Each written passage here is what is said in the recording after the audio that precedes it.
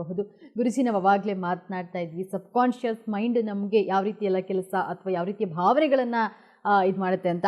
ಇಡೀ ಬ್ರಹ್ಮಾಂಡ ನಮ್ಮ ಒಂದು ಮೈಂಡ್ಗೆ ಯಾವ ರೀತಿ ಮ್ಯಾಚ್ ಮಾಡ್ಕೊಳ್ಬಹುದು, ಆ ಬಗ್ಗೆ ಏನಾದರೂ?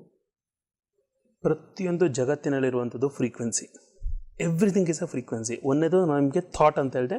Thought gives you manifestations of materialistic things. ಅಂದರೆ ಈಗ ಒಂದು ವಾಚು, ಒಂದು ಕಾರು, ಬೈಕು, ಇವೆಲ್ಲ ಏನಂತ ಹೇಳಿದ್ರೆ ಮ್ಯಾನಿಫೆಸ್ಟೇಷನ್ಸ್ಗೆ, ಅಂದರೆ ಫಿಸಿಕಲ್ ಮ್ಯಾನಿಫೆಸ್ಟೇಷನ್ಸ್ಗೆ ಬೇಕಾಗಿರುವಂಥದ್ದು.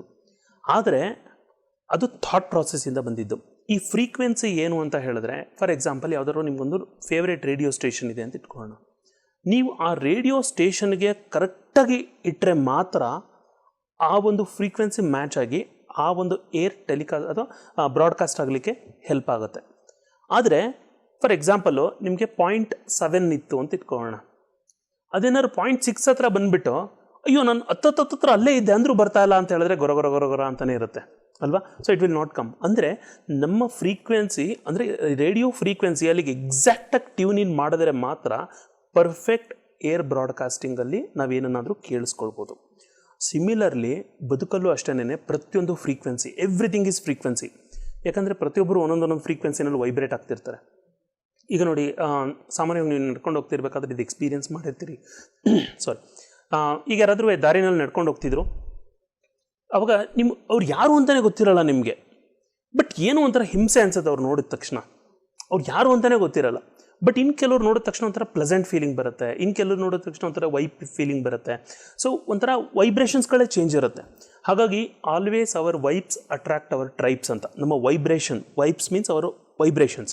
ನಮ್ಮ ವೈಬ್ರೇಷನ್ಸ್ಗಳ ಪ್ರಕಾರ ನಮ್ಮ ಟ್ರೈಬ್ಸ್ ಅಂತ ಹೇಳಿದ್ರೆ ನಮ್ಮ ಸುತ್ತಮುತ್ತ ಇರುವಂಥ ಜನಗಳೇ ಇರ್ತಾರೆ.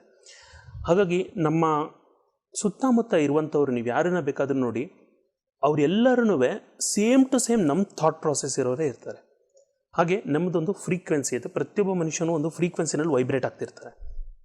ಈಗ ನನಗೆ ಒಂದು 20 ರೂಪಾಯಿದೊಂದು ಪ್ರಾಡಕ್ಟ್ ಬೇಕು ಅಂತ ಇಟ್ಕೊಂಡ್ರೆ ನನಗೆ ಎಷ್ಟು ರೂಪಾಯಿ ಬೇಕು? 20 ರೂಪಾಯಿ ಬೇಕು.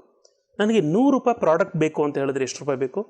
100 ರೂಪಾಯಿ ಬೇಕು. ಅದೇ ರೀತಿ 1000 ರೂಪಾಯಿ ಪ್ರಾಡಕ್ಟ್ ಬೇಕಂತ ಹೇಳಿದ್ರೆ 1000 ರೂಪಾಯಿ ಕೊಟ್ಟರೆ ನನಗೆ ಆ 1000 ರೂಪಾಯಿದು ಏನು ಪ್ರಾಡಕ್ಟ್ XYZ ಪ್ರಾಡಕ್ಟ್ ಇದೆ ಅದು ನನಗೆ ಸಿಗುತ್ತೆ ಅಲ್ವಾ?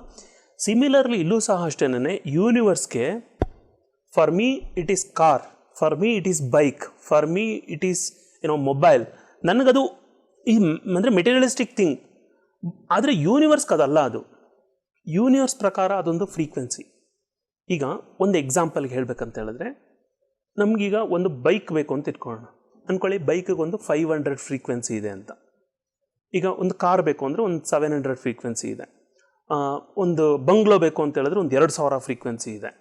ಒಂದು ಸ್ಪಿರಿಚುವಲ್ ಎಲಿವೇಷನ್ಸ್ ಬೇಕು ಅಂತ ಹೇಳಿದ್ರೆ ಒಂದು 5000 ಫ್ರೀಕ್ವೆನ್ಸಿ ಇದೆ. ಯಾವಾಗ ಮನುಷ್ಯ ಆ ಫ್ರೀಕ್ವೆನ್ಸಿಗಳಿಗೆ ಟ್ಯೂನ್ ಆಗ್ತಾ ಹೋಗ್ತಾನೆ, ಆಟೋಮೆಟಿಕ್ಕಾಗಿ ಅದು ಮ್ಯಾನಿಫೆಸ್ಟೇಷನ್ಸ್ ಆಗ್ತಾ ಬರುತ್ತೆ. ಈಗ ಎಷ್ಟೋ ಜನ ಕೆಲವೊಂದು ಒಳ್ಳೊಳ್ಳೆ ಮೂವೀಸ್ಗಳನ್ನು ಮಾಡ್ತಾರೆ. ಅವ್ರು ಮಾಡೋವರೆಗೂ ಅವ್ರ ನಂಬಿಕೆನೇ ಇರಲ್ಲ. ಮಾಡಾದ್ಮೇಲೆ ಅವ್ರಿಗೆ ಅನಿಸುತ್ತೆ, ನಾನು ಇಷ್ಟು ಚೆನ್ನಾಗಿರೋ ಮೂವಿ ನಾನು ಮಾಡಿದ್ದೀನ ಅಂತ ಹೇಳಿ ಅಲ್ವಾ? ನಾನೊಬ್ಬರು ಗೊತ್ತಿರೋಂಥ ಡೈರೆಕ್ಟರ್ ಅದನ್ನೇ ಹೇಳ್ತಾರೆ, ನಾನು ಮಾಡೋವರೆಗೂ ನಮ್ಗೆ ಐಡಿಯಾನೇ ಇರಲಿಲ್ಲ ಹಂಗೆ ಬರುತ್ತೆ ಅಂತ ಹೇಳಿ, ಬಟ್ ಅದಾದಮೇಲಿಂದ it has come so well ಅಂತ ಹೇಳಿ. ಅಂದರೆ ನೀವು ಎಷ್ಟೋ ಎಕ್ಸ್ಪೀರಿಯನ್ಸಸ್ಗಳನ್ನ ಇದೇ ವಿಷಯದಲ್ಲಿ ನೋಡಿರ್ತೀರ. ನೀವು ಮಾಡೋವರೆಗೂ ಅದು ಎಕ್ಸ್ಪೀರಿಯನ್ಸಸ್ಗಳು ಗೊತ್ತಿರಲ್ಲ. ಅದಾದಮೇಲೆ ಅನಿಸುತ್ತೆ ನಾನು ನಿಜವಾಗ್ಲೂ ಮಾಡಿದ್ದದನ ಅಂತ ಹೇಳಿ. Because there is one invisible force which will make you to do ಅಲ್ವಾ? ಆ ಇನ್ವಿಸಿಬಲ್ ಫೋರ್ಸನ್ನೇ ಫ್ರೀಕ್ವೆನ್ಸಿ. ಯಾವಾಗ ಆ ಫ್ರೀಕ್ವೆನ್ಸಿಗೆ ನಾವು ಟ್ಯೂನ್ ಆಗ್ತಾ ಹೋಗ್ತೀವಿ, ಅದದು ಮ್ಯಾನಿಫೆಸ್ಟೇಷನ್ಸ್ ಆಗ್ತಾ ಹೋಗುತ್ತೆ. ಈ ಟ್ಯೂನ್ ಆಗುವಂಥದ್ದು ಹೇಗೆ? ನಮ್ಮ ವೈಬ್ರೇಷನ್ಸ್ಗಳು ಯಾವಾಗ ಜಾಸ್ತಿ ಆಗುತ್ತೆ, ನಮ್ಮ ಫ್ರೀಕ್ವೆನ್ಸಿ ಯಾವಾಗ ಜಾಸ್ತಿ ಆಗುತ್ತೆ, ನಮ್ಮ ವೈಬ್ರೇಷನ್ ಜಾಸ್ತಿ ಆಗಬೇಕು. ಆ ವೈಬ್ರೇಷನ್ ಜಾಸ್ತಿ ಆಗ್ತಿದ್ದಂಗೆ ಆಟೋಮೆಟಿಕ್ಕಾಗಿ ನಾವೆಲ್ಲವನ್ನ ಅಟ್ರಾಕ್ಟ್ ಮಾಡೋದಕ್ಕೆ ಸ್ಟಾರ್ಟ್ ಮಾಡ್ತೀವಿ.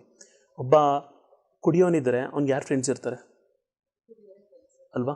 ಒಬ್ಬ ಸ್ಮೋಕ್ ಮಾಡೋನಿದ್ರೆ ಸ್ಮೋಕ್ ಮಾಡೋರು ಇರ್ತಾರೆ. ಒಬ್ಬ ಡ್ರಗ್ ತಗೊಳ್ಳೋನಿದ್ರೆ ಡ್ರಗ್ಸ್ ಅವನೇ ಇರ್ತಾರೆ.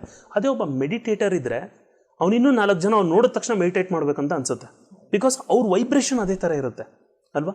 ಸೊ ಹಾಗಾಗಿ ಪ್ರತಿಯೊಬ್ಬರು ವೈಬ್ರೇಟ್ ಆಗುವಂಥ ಫ್ರೀಕ್ವೆನ್ಸಿನ ಚೇಂಜ್ ಮಾಡ್ಕೊಳ್ಳದೆ ಬದುಕಲ್ಲಿ ಡಿಫ್ರೆಂಟ್ ರಿಸಲ್ಟ್ ಬರಬೇಕು ಅಂತ ಹೇಳ್ಬಿಟ್ಟು ಎಕ್ಸ್ಪೆಕ್ಟ್ ಮಾಡೋದು ಇನ್ಸ್ಯಾನಿಟಿ. ಇನ್ನು ನಮ್ಮ ಒಂದು ಫ್ರೀಕ್ವೆನ್ಸಿನ ಹೇಗೆ ನಾವು ಇನ್ಕ್ರೀಸ್ ಮಾಡ್ಕೊಳ್ಳೋದು? ಇದಕ್ಕೆ ತುಂಬಾ ವಿಷಯಗಳಿದೆ ನೋಡಿ. ಈಗ ಫಾರ್ ಎಕ್ಸಾಂಪಲ್ಲು ನಾನು ನಿಮಗೆ ಇದನ್ನು ಹೇಳ್ತಾ ಇದ್ದೆ, ಅಂದರೆ ಯಾವುದಾದ್ರು ಶೋರೂಮ್ಗಳಿಗೆ ಹೋದಾಗ ಅಲ್ಲಿ ಬಟ್ಟೆ ನೋಡಿದಾಗ ನಾವೇನು ಅಂದ್ಕೊಳ್ತೀವಿ ಅನ್ನೋಂಥದ್ರ ಬಗ್ಗೆ. ಅವಾಗ ಹೇಳಿದಾಗೆ ಈಗ ಯಾವ್ದಾದ್ರು ಒಂದು ಶೋರೂಮ್ ವಿಸಿಟ್ ಮಾಡಿರ್ತಾರೆ. ಆ ಬಟ್ಟೆದು ವ್ಯಾಲ್ಯೂ ಬಂದು ಒಂದು ಪ್ರೈಸ್ ಬಂದು ಒಂದು 10,000 ರುಪೀಸ್ ಇದೆ ಅಂತ ಇಟ್ಕೊಳ್ಳೋಣ. But which was available easily for 1,000 rupees. So ಅಲ್ಲಿ 9,000 ರುಪೀಸ್ ಅನ್ನೋದು ಮ್ಯಾಟ್ರ್ ಅಲ್ಲ, ಇಟ್ಸ್ ಅಬೌಟ್ ಅಫೋರ್ಡಬಿಲಿಟಿ. ಅಲ್ವಾ. ಅಂದರೆ ಅವ್ರಿಗದು ಅಫೋರ್ಡಬಲ್ ಇದೆಯಾ ಇಲ್ವಾ ಅನ್ನುವಂಥದ್ದು ಮ್ಯಾಟ್ರ್ ಆಗಿರುತ್ತೆ. ಸಡನ್ನಾಗಿ ಏನು ಅನ್ಕೋಬಾರ್ದು ಅಂತ ಹೇಳಿದ್ರೆ, ಅಯ್ಯೋ ನನಗಿದನ್ನು ಮಾಡಲಿಕ್ಕಾಗೋದಿಲ್ಲ ಅಂತ ಏನಾದರೂ ಒಂದೇ ಒಂದು ಸಲ ಮೈಂಡ್ ಸೆಟ್ ಬಂತು ಅಂತ ಹೇಳಿದ್ರೆ, ಆ ಮೈಂಡ್, ಆ ಥಾಟ್ ಏನು ಮಾಡುತ್ತೆ ಅಂದರೆ ಆ ಮೈಂಡ್ ಫ್ರೀಕ್ವೆನ್ಸಿನ ಹಿಡ್ಕೊಂಡು, ಅಂದರೆ ಒಂಥರ ಅದುಮಿ ಹಿಡ್ಕೊಂಡು ಬಿಡುತ್ತೆ. ಸೊ ದಟ್ ಅದು ಎಕ್ಸ್ಪ್ಲೋರ್ ಆಗ್ಲಿಕ್ಕೆ ಆಗೋದಿಲ್ಲ. ಹಾಗಾಗಿ ಯಾವಾಗ ನಾವು ಈ ವೈಬ್ರೇಷನ್ಸ್ಗಳನ್ನ ಜಾಸ್ತಿ ಮಾಡ್ಕೊಳ್ಬೇಕು ಅಂತ ಅಂದ್ಕೊಳ್ತೀವಿ, ಅದರ ರಿಲೇಟೆಡ್ ಏನಿದೆ ಆ ಥಾಟ್ ಪ್ರಾಸೆಸ್ಗಳನ್ನ ಚೇಂಜ್ ಮಾಡ್ಕೊಳ್ಳುವಂಥದ್ದು ಭಾಳ ಭಾಳ ಇಂಪಾರ್ಟೆಂಟ್ ಪಾಯಿಂಟು. ಅಂದರೆ ಈಗ ನೋಡಿ, ಫಾರ್ ಎಕ್ಸಾಂಪಲ್ಲು ನಾವೇನನ್ನು ಪದೇ ಪದೇ ಫೀಲ್ ಮಾಡ್ತಾ ಇರ್ತೀವಿ, ಏನನ್ನು ಪದೇ ಪದೇ ನುಡಿತಾ ಇರ್ತೀವಿ, ಯಾವುದನ್ನು ಪದೇ ಪದೇ ನಮ್ಮ ಇಡೀ ಫ್ರೀಕ್ವೆನ್ಸಿ ಲೆವೆಲಲ್ಲೂ ಅದನ್ನೇ ತಂದು ಇಟ್ಕೊಂಡಿರ್ತೀವಿ, ನಮ್ಮ ಲೈಫಲ್ಲಿ ಅದೇ ಮ್ಯಾನಿಫೆಸ್ಟೇಷನ್ಸ್ ಆಗ್ತಾ ಇರುತ್ತೆ. ಹಾಗಾಗಿ ನನ್ನ ಎಲ್ಲ ಕ್ಲೈಂಟ್ಸ್ಗಳಿಗೂ ನಾನು ಫಸ್ಟ್ ಹೇಳುವಂಥದ್ದು ಅದನ್ನು, ಬ್ಲ್ಯಾಕ್ ಮ್ಯಾಜಿಕ್ ಆಗುವಂಥದ್ದು ಅಥವಾ ನಿಮ್ಮ ಸೋಲ್ ಸ್ಕ್ರಿಪ್ಟ್ ಇರುವಂಥದ್ದು, these all will be there, I am not saying ಇಲ್ಲ ಅಂಥೇಳಿ. ಅದೆಲ್ಲ ಒಂದು 60-70% ಅಥವಾ ನಿಮ್ಮ ಪ್ಲಾನೆಟರಿ ಪೊಸಿಷನ್ಸು, ಇವೆಲ್ಲ ಒಂದು 60-70% ಕೊಟ್ಟರು 30% ಅನ್ನುವಂಥದ್ದು ನಮ್ಮ ಕೈಯಲ್ಲೇ ಇರುತ್ತೆ ಅಲ್ವಾ. ಸೊ ನನ್ನ ಕರೆಂಟ್ ಎಕ್ಸ್ಪೀರಿಯನ್ಸಸ್ ಯಾವತ್ತೂ ನನ್ನ ಕರೆಂಟ್ ಮ್ಯಾನಿಫೆಸ್ಟೇಷನ್ಸು ನನ್ನ ಕರೆಂಟ್ ಟ್ರೆಂಡ್ ಮೇಲೆ ಇರುತ್ತೆ. ಹಾಗಾಗಿ ನಾವು ಯಾವಾಗ ಆ ಒಂದು ವೈಬ್ರೇಷನ್ಸ್ಗಳನ್ನ ಚೇಂಜ್ ಮಾಡ್ಕೊಳ್ಳೋದಿಲ್ಲ, ಒಂದು ಫ್ರೀಕ್ವೆನ್ಸಿನ ಪಾಸಿಟಿವ್ ಆಗಿ ಆ್ಯಟಿಟ್ಯೂಡ್ನ ತೋರಿಸೋದಿಲ್ಲ, ಅದ್ರ ಸಲುವಾಗಿ ಅಲ್ಲಿವರೆಗೂ ಇದು ಕಾಡ್ತಾನೆ ಇರುತ್ತೆ. ನಾನು ಯಾವಾಗಲೇ ಹೇಳಿದೆ ನಿಮಗೆ, ಇದು ಜುಜುಬಿ 50,000 ಅಂತ. ತುಂಬ ಜನ ಅನ್ಕೋಬೋದು ನಿಜವಾಗ್ಲೂ ಇದೊಂಥರ ಇನ್ಸ್ಯಾನಿಟಿ, ಅಂದರೆ ಮ್ಯಾಡ್ನೆಸ್ ಇದು ಅಂತ. No, it is not madness, it is consciousness. ಅದು ಪ್ರಜ್ಞೆ. ನಾನು ಆಗಲ್ಲ ಅಂತ ಅನ್ಕೊಳ್ಳೋ ಬದಲು ನಾನು ಹೆಂಗೆ ಮಾಡಲಿ ಅಂತ ಯೋಚನೆ ಮಾಡಬೇಕಲ್ವ. ನನಗೂ ಒಂದು ಟೈಮ್ ಬರುತ್ತೆ, ನಾನು ತಗೋಬಹುದು ಅದನ್ನ, ನನ್ನ ಕೈಲಿ ಆಗುತ್ತೆ ಅನ್ನೋಂಥದ್ದನ್ನ ಥಿಂಕ್ ಮಾಡಿ. ಸೊ ಈ ಒಂದು ಪ್ಯಾಟರ್ನ್ ಯೋಚನೆ ಮಾಡ್ಬೋದಲ್ವಾ. ಇವತ್ತು ಆಗ್ಲಿಕ್ಕಿಲ್ಲ ಅಂತಾನು ಹೇಳಬಾರ್ದು, ಇಷ್ಟೇ ತಾನೇ ನೆಕ್ಸ್ಟ್ ಮಂತ್ ತಗೋತೀನಿ. ಸೊ ನಾವು ಯಾವಾಗ ಅದನ್ನು ಮಾಡ್ತಾ ಬರ್ತೀವಿ ಅಂದರೆ ನನ್ನ ಕೈಲಿ ಆಗೋದೇ ಇಲ್ಲ ಅನ್ನೋ ಬದಲು ಯಾವತ್ತಾರು ಒಂದಿನ ಮಾಡ್ತೀನಿ ಅನ್ನೋಂಥ ಕಾನ್ಫಿಡೆನ್ಸ್ ಇದೆಯಲ್ಲ, ಅದ್ರ ಜೊತೆ ಇರುವಂಥದ್ದು ಬಹಳ ಬಹಳ ಮುಖ್ಯವಾಗಿರುವಂಥದ್ದು. ಇಲ್ಲ ಗುರುಜಿ, ನಿಮ್ಮ ಒಂದು ಆನ್ಲೈನ್ ಕ್ಲಾಸ್ ಬಗ್ಗೆ ನಮ್ಮ ವೀಕ್ಷಕರಿಗೆ ತಿಳಿಸ್ಕೊಡಿ. ಯಾಕಂದರೆ ಕೆಲವರಿಗೆ ಬರ್ಲಿಕ್ಕೆ ಆಗೋದಿಲ್ಲ, ಹಾಗಾಗಿ ಆನ್ಲೈನ್ ಕ್ಲಾಸ್ ಬಗ್ಗೆ ತಿಳಿಸ್ಕೊಡಿ. ನಮ್ಮದು ಎಸ್ಪೆಷಲಿ ಮೈಂಡ್ ಮಾಸ್ಟ್ರಿ ಅಂತ ಹೇಳಿ ಒಂದು ಆನ್ಲೈನ್ ಕ್ಲಾಸ್ ಇರುತ್ತೆ. ಇದೊಂದು 3.5 hours ಸೆಷನ್. ಇದರಲ್ಲಿ ಏನಂತ ಹೇಳಿದ್ರೆ ಸ್ಟೆಪ್ ಬೈ ಸ್ಟೆಪ್ ಪ್ರಾಸೆಸ್ ಹೇಳ್ಕೊಡ್ತೀವಿ. ಅಂದರೆ ಇದೆಲ್ಲ ಫುಲ್ ಪ್ರಾಕ್ಟಿಕಲ್ ಓರಿಯೆಂಟೆಡು. ಯಾವ ರೀತಿ ಅವರು ಮನೆಯಲ್ಲಿ ಏನನ್ನು ಪ್ರಾಕ್ಟೀಸ್ ಮಾಡಿಕೊಂಡು ಅವರ ಮೈಂಡ್ ಮೇಲೆ ಅವರ ಒಂದು ಅಥಾರಿಟಿನ ತರಬಹುದು ಅನ್ನೋಂಥದ್ದಕ್ಕೆ. ತುಂಬ ಜನ ಕೇಳ್ತಾರೆ, ನನ್ನದು ಮೆಡಿಟೇಷನ್ ಕೂತ್ಕೊಂಡ ತಕ್ಷಣ ಥಾಟ್ಸ್ಗಳು ಬರೋಕ್ಕೆ ಸ್ಟಾರ್ಟ್ ಆಗೋಗುತ್ತೆ, ಸೊ ಥಾಟ್ಸ್ ಬರ್ತಾನೆ ಇರುತ್ತೆ, ಅದನ್ನು ನಾನು ಥಾಟ್ನ ಕಂಟ್ರೋಲೇ ಮಾಡೋದಕ್ಕಾಗಲ್ಲ ಅಂತ ಹೇಳಿ. ಬಟ್ ನಾನು ಹೇಳ್ತೀನಿ, ಥಾಟ್ ಬರೋದು ಒಳ್ಳೆಯದು ಅಂತ. ಯಾಕೆಂದರೆ ಮೆಡಿಟೇಷನ್ ಮಾಡಬೇಕಾಗಿರೋದೇ ಥಾಟ್ಸ್ಗಳೆಲ್ಲ ಆಚೆ ಹೋಗಲಿ ಅಂತೇಳಿ. The more it comes there very good for you, ಆಯಿತಾ. ಆದರೆ ತುಂಬ ಜನ ಅದನ್ನು ತಪ್ಪಾಗಿ ತಿಳ್ಕೊತಾರೆ. ಇಲ್ಲಿ ನಾವು ಅದರ ಸೀಕ್ರೆಟ್ಸ್ಗಳೆಲ್ಲ ಹೇಳ್ಕೊಡ್ತೀವಿ. ಅಂದರೆ ನೀವು ಆ್ಯಕ್ಚುಲಿ ಮೆಡಿಟೇಟ್ ಮಾಡಿಕೊಂಡು ನಿಮ್ಗೆ ಏನು ಬೇಕಾದನ್ನ ಯಾವ ಥರ ಮ್ಯಾನಿಫೆಸ್ಟ್ ಮಾಡ್ಕೊಳ್ಬೇಕು ಇಂಟರ್ನಲ್ಲಿ ಅಂತ ಹೇಳಿ. ಅದ್ರ ಜೊತೆಗೆ ಅನ್ಲೆಸ್ ನಿಮ್ಮ ಮೈಂಡ್ ಮೇಲೆ ನೀವೊಂದು ಮಾಸ್ಟ್ರಿ ತರೋದು ಅನ್ಕೋನವೆ, ಅಂದರೆ ಅದ್ರ ಮೇಲೆ ಒಂದು ನಿಮ್ಮ ಮೈಂಡ್ ಪ್ಯಾಟರ್ನ್ ಅರ್ಥ ಆಗ್ದೇನೆ you cannot have a hold. ಯಾಕಂದ್ರೆ ನಮ್ಗೇನು ಅರ್ಥ ಆಗಲ್ವೋ ಅದನ್ನು ನಾವು ಹ್ಯಾಂಡ್ಲ್ ಮಾಡೋಕ್ಕಾಗಲ್ಲ. ನಮ್ಮ ಮಕ್ಕಳು ನಮ್ಗೆ ಅರ್ಥ ಆಗಿಲ್ಲ ಕರೆಕ್ಟಾಗಿ ಅವ್ರು ಏನು ಅಂತ ಹೇಳಿದ್ರೆ ನಾವು ಅವ್ರನ್ನ ಹ್ಯಾಂಡ್ಲ್ ಮಾಡೋಕ್ಕಾಗಲ್ಲ. ಸೊ ಸಿಮಿಲರ್ಲಿ ನಮ್ಮ ಮೈಂಡ್ ಏನು ಅಂತೇಳಿ ನಮ್ಗೆ ಅರ್ಥ ಆಗಿಲ್ಲ ಅಂದರೆ ಅದನ್ನು ನಾವು ಹ್ಯಾಂಡ್ಲ್ ಮಾಡೋದಕ್ಕಾಗಲ್ಲ. ಅದನ್ನು ಹ್ಯಾಂಡ್ಲ್ ಮಾಡೋ ರೀತಿ ಯಾವ ರೀತಿ ಅಂತ ಹೇಳ್ಕೊಡ್ತೀವಿ. ಜೊತೆಗೆ ಇನ್ನೊಂದು ಎಮೋಷನಲ್ ಮಾಸ್ಟ್ರಿ ಅಂತಿದೆ, ಅದು ಸಹ 3.5 hours ಸೆಷನ್ ಇರುತ್ತೆ. ಇನ್ಫ್ಯಾಕ್ಟ್ ಆ ಎಮೋಷನಲ್ ಮಾಸ್ಟ್ರಿನ ರಮ್ಯಾ ಮೇಡಮ್ ತೊಗೊಳ್ತಾರೆ, ಆ್ಯಂಡ್ ಇದು ಮೈಂಡ್ ಮಾಸ್ಟ್ರಿನ ನಾನು ತೊಗೊಳ್ತೀನಿ. ಇದನ್ನ ಬಿಟ್ಟು ನಮ್ಮದೊಂದು ಎನರ್ಜಿ ಹೀಲಿಂಗ್, ಏನ್ಷಿಯಂಟ್ ಎನರ್ಜಿ, ಇದು ಎನರ್ಜಿ ಹೀಲಿಂಗ್ ಆಫ್ಲೈನ್ ಇರುತ್ತೆ ಮತ್ತು ಆನ್ಲೈನ್ ಇರುತ್ತೆ. ಆನ್ಲೈನ್ ಇರುವಂಥದ್ದು 2.5 hours ಅದೊಂದು ಆಲ್ರೆಡಿ ರೆಕಾರ್ಡೆಡ್ ಸೆಷನ್ ಇರುತ್ತೆ. ಸೊ ಅದು ಸಹ ಅವೈಲಬಲ್ ಇರುತ್ತೆ. ಇನ್ನು ನಮ್ಮ ಒಂದು ಸಬ್ ಕಾನ್ಷಿಯಸ್ ಮೈಂಡ್ನ ಬಳಸ್ಕೊಂಡು ನಾವು ಸಕ್ಸಸ್ ಕಾಣಬಹುದಾ? ಅದು ಹೇಗೆ ಕಾಣ್ಬೋದು ಅಂದರೆ, ಒಂದನೇದು ನಮ್ಮ ಸಬ್ಕಾನ್ಷಿಯಸ್ ಮೈಂಡ್ಗೆ ಇನ್ಫಿನಿಟ್ ಪವರ್ ಅಂತ ಹೇಳ್ಬೋದು. There is one infinite symbol, ಅಂದರೆ 8ನ ಅಡ್ಡಡ ಬರೋದ್ರೆ ಇರುತ್ತಲ್ಲ, ಅದು ಇನ್ಫಿನಿಟ್ ಸಿಂಬಲ್. ಸೊ ಆ ಥರ ಅದು ಇನ್ಫಿನಿಟ್ ಸಿಂಬಲ್, ಅದು ಇನ್ಫಿನಿಟ್. ಯಾಕಂದರೆ ಇವತ್ತಿನ ತನಕ ಯಾರೇ ಒಬ್ಬ ವ್ಯಕ್ತಿ ದೊಡ್ಡದಾಗಿ ಏನನ್ನಾರು ಸಾಧಿಸಿದ್ದಾರೆ ಪ್ರಪಂಚದಲ್ಲಿ ಅಂತ ಹೇಳಿದ್ರೆ it is not just a conscious mind. Conscious mind equally important, I am not denying. ಆದರೆ ಸಬ್ಕಾನ್ಷಿಯಸ್ ಮೈಂಡು ಯಾವಾಗ ಅವ್ರು ಆ್ಯಕ್ಸೆಸ್ ಮಾಡ್ತಾರೆ, ಒಂಥರ ಹಿಡನ್ ಪೊಟೆನ್ಷಿಯಲ್ ಥರ ಅದು. ಯಾವಾಗ ಅದನ್ನು ಆ್ಯಕ್ಸೆಸ್ ಮಾಡ್ತಾರೆ ಆವಾಗ ಒಂದು ಅಬಂಡೆಂಟ್ನ ಅವರು ಟ್ಯಾಪ್ ಮಾಡಿದ ಹಾಗೆ.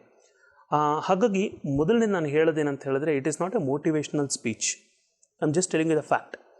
ಏನಂದರೆ never ever give up what you want to do. ನಾವು ಏನು ಮಾಡಬೇಕು ಅಂತ ಅಂದ್ಕೊಂಡಿದ್ದೀವಿ ಅದನ್ನು ಗಿವ್ ಅಪ್ ಮಾಡಬಾರ್ದು. ಯಾಕಂತ ಹೇಳಿದ್ರೆ ಇವತ್ತು ಆಗಲಿಕ್ಕಿಲ್ಲ, it's okay, no problem, take it easy, it's there. ಅದನ್ನು the more you resist the more it persist ಅಂತ. ಅದನ್ನು ರೆಸಿಸ್ಟ್ ಮಾಡಬಾರ್ದು. ಇಟ್ಸ್ ಓಕೆ, ಇವತ್ತು ಆಗಿಲ್ವಾ, ಫ್ರಸ್ಟ್ರೇಟ್ ಆಗೋ ಅವಶ್ಯಕತೆ ಇಲ್ಲ, it will happen one day. ಆ ಒಂದು ಕಾನ್ಫಿಡೆನ್ಸನ್ನು ಬೆಳೆಸ್ಕೊಳ್ಬೇಕು, ನೆವರ್ ಎವರ್ ಗಿವ್ ಅಪ್. ಮತ್ತು ಎರಡನೇದು ಏನಂತ ಹೇಳಿದ್ರೆ, ನಮ್ಮ ಸುತ್ತಮುತ್ತ ಇರುವಂಥದ್ದಕ್ಕೆ ನಾವು ಯಾವಾಗಲೂ ಗ್ರೇಟ್ಫುಲ್ ಆಗಿರಬೇಕು, ಗ್ರ್ಯಾಟಿಟ್ಯೂಡ್ಫುಲ್ ಆಗಿರಬೇಕು. ಅಂತ ಹೇಳಿದ್ರೆ ಗ್ರೇಟ್ಫುಲ್ ಇನ್ ದ ಸೆನ್ಸ್ ಅದಕ್ಕೆ ನಾವು ಕೃತಜ್ಞತೆಗಳನ್ನು ಸಲ್ಲಿಸಿಲ್ಲ ಅಂತ ಹೇಳಿದ್ರೆ, ಅದಕ್ಕೆ ಶ್ರೀಕೃಷ್ಣ ಒಂದು ಮಾತು ಹೇಳ್ತಾರೆ, ನಿನ್ನ ಹತ್ರ ಯಾವುದಿದೆ ಆ ವಿಷಯಕ್ಕೆ ನೀನು ಕೃತಜ್ಞನಾಗಿಲ್ಲ ಅಂತ ಹೇಳಿದ್ರೆ ನಾನು ಶೀಘ್ರದಲ್ಲೇ ನಿನ್ನಿಂದ ಅದನ್ನು ವಾಪಸ್ ಇಸ್ಕೊತೀನಿ ಅಂತ. ಹಾಗಾಗಿ ನಾವು ಇರುವಂಥದ್ದಕ್ಕೆ ಕೃತಜ್ಞರಾಗಿರಬೇಕು. ಆ್ಯಂಡ್ ಸೊ ನಮ್ಮ ಲೈಫಲ್ಲಿ ಏನನ್ನೆಲ್ಲ ಕಳ್ಕೊಂಡಿದ್ರು ಪಡ್ಕೊಂಡಿರುವಂಥದ್ದು ತುಂಬ ಜಾಸ್ತಿ ಇರುತ್ತೆ. ಹಾಗಾಗಿ ನಾವು ಯಾವಾಗ್ಲೂ ಏನಿದೆ ಅನ್ನೋಂಥದ್ರ ಬಗ್ಗೆ ಫಸ್ಟು ಕೃತಜ್ಞತೆಗಳನ್ನು ಸಲ್ಲಿಸೋದಕ್ಕೆ ಸ್ಟಾರ್ಟ್ ಆದರೆ ಆಟೋಮೆಟಿಕಲ್ಲಾಗಿ ಬೇರೆ ಎಲ್ಲ ವಿಷಯ ವಸ್ತುಗಳು ನಮ್ಮ ಹತ್ರ ಹರಿದು ಬರೋದಕ್ಕೆ ಸ್ಟಾರ್ಟ್ ಆಗುತ್ತೆ. ಇಷ್ಟೊತ್ತು ಕಾರ್ಯಕ್ರಮದಲ್ಲಿ ಇದ್ದು ನೀವು ಸಬ್ ಕಾನ್ಷಿಯಸ್ ಮೈಂಡ್ ಬಗ್ಗೆ ಸಾಕಷ್ಟು ಮಾಹಿತಿನ ತಿಳಿಸ್ಕೊಟ್ರಿ, ಧನ್ಯವಾದಗಳು. Thank you so much. ಸರ್ವೇ ಜನ ಸುಖಿನೋ ಭವಂತು.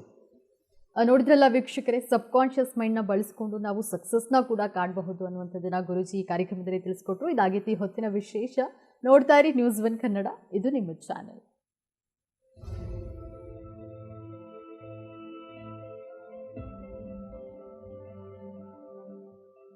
ಎಲ್ಲ ಬಗೆಯ ಕ್ಯಾನ್ಸರ್ನ ಗುಣಮಟ್ಟದ ಚಿಕಿತ್ಸೆಗಾಗಿ ಎಲ್ಲ ಕೋವಿಡ್ ಸುರಕ್ಷತಾ ಮೆಷರ್ಸ್ನೊಂದಿಗೆ ಕ್ಲಿಯಮೆಡಿ radiant multi speciality hospital near Aishwarya petrol bunk, Vijayanagar 3rd stage, Mysuru.